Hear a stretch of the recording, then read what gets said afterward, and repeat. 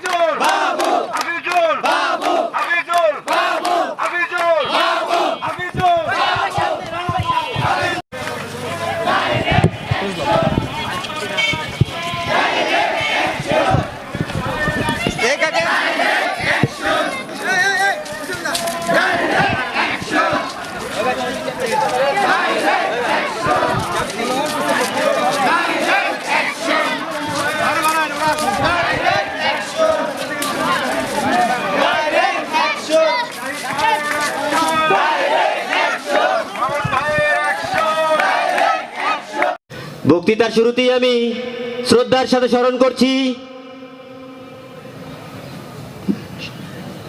স্বাধীনতার মহান ঘোষক শহীদ রাষ্ট্রপতি জিয়াউর রহমানকে। আরো শ্রদ্ধার সাথে স্মরণ করছি 1971 সাল এবং 2024 সালের মহান মুক্তিযোদ্ধাদেরকে।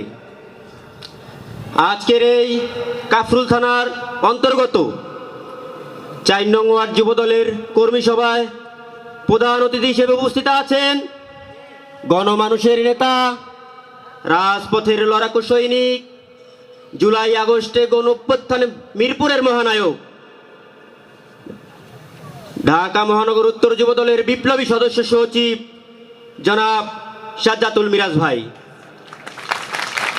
আজকের এই সভায় প্রধান বক্তা হিসেবে উপস্থিত রাজপথের লড়াকু সৈনিক, ঢাকা মহানগর উত্তর যুবদলের সিনিয়র যুগ্ম আহ্বায়ক মনিরুল ইসলাম স্বপন ভাই।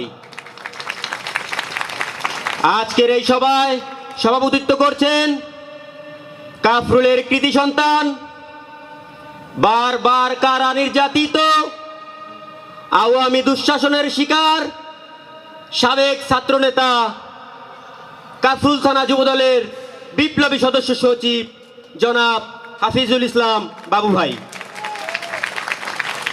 আর উপস্থিত আছেন সঞ্চালনায় আমাদের প্রিয় নেতা কাফরুল থানা যুবদলের সিনিয়র যুগ্ম আহ্বায়ক শাহিন খান ভাই। আরও সঞ্চালনায় আছেন কাফরুল থানা যুবদলের যুগ্ম আহ্বায়ক রাশেদ ভাই। আর উপস্থিত আছেন কাফরুল থানা যুবদলের যুগ্ম আহ্বায়ক আব্বাস উদ্দিন আক্তার ভাই। আরও উপস্থিত আছেন কাফরুল থানা যুবদলের যুগ্ম আহ্বায়ক পারভেজ ভাই। আজকে আরও উপস্থিত আমার সামনে উপবিষ্ট বিভিন্ন থানা ওয়ার্ডের নেতৃবৃন্দ, সবাইকে জানাই আসসালামু আলাইকুম। আজকে এই বিচক্ষণ মহানগরের সামনে কিছু কথা না বললেই নয়। 7 ডিসেম্বর, 10 ডিসেম্বরের সেই গোলাপবাগের মাঠ, পদযাত্রা, গণযাত্রা, ঘেরাও কর্মসূচি, রাজপথ কম্পিত সেই 28 অক্টোবরের পরে রাজপথে কারা ছিল তাই বিচক্ষণ মহানগর জানে।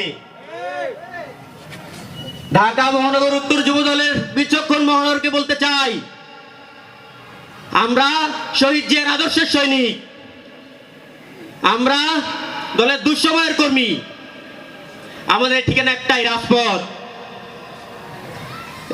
এই বলে আমি আমার সংক্ষিপ্ত বক্তব্য এখানেই শেষ করছি। বাংলাদেশ জিন্দাবাদ, বাংলাদেশ জাতীয়তাবাদী যুবদল জিন্দাবাদ। তারুণ্যের অহংকার দেশ নায়ক জনাব তারেক রহমান বীরের রসে আসবে ফিরে বাংলাদেশে। শহীদ জিয়া অমর হোক, দেশ নেত্রী বেগম খালেদা জিয়া দীর্ঘজীবী হোক। ধন্যবাদ। ওয়ার্ড কমিটির নেতৃবৃন্দ যারা আছেন, যারা দীর্ঘদিন যাবৎ আন্দোলন সংগ্রামে করেছেন এবং পোস্ট পজিশন আপনারা বহন করতে পারেননি, পোস্ট পজিশন পাননি, তাদের মধ্যেও আপনারা বক্তব্য রাখতে পারবেন। এবং বক্তব্য রাখার সময় দলকে কিভাবে সুসংগঠিত করা যায়, এই 4 নং ওয়ার্ডকে সাংগঠনিকভাবে কিভাবে শক্তিশালী করা যায়, সে ধরনের বক্তব্য ব্যতীত জাতীয় কোনো বক্তব্য আপনারা রাখবেন না। আপনাদের এখানে এসেছি সাংগঠনিক 4 নং ওয়ার্ডে সাংগঠনিক বক্তব্য শোনার জন্য। এই বক্তব্য ব্যতীত সংগঠন কিভাবে গতিশীল করা যায়, কিভাবে সংগঠনকে আগানো যায়, এই বক্তব্য ব্যতীত বাইরের কোনো বক্তব্য রাখা যাবে না।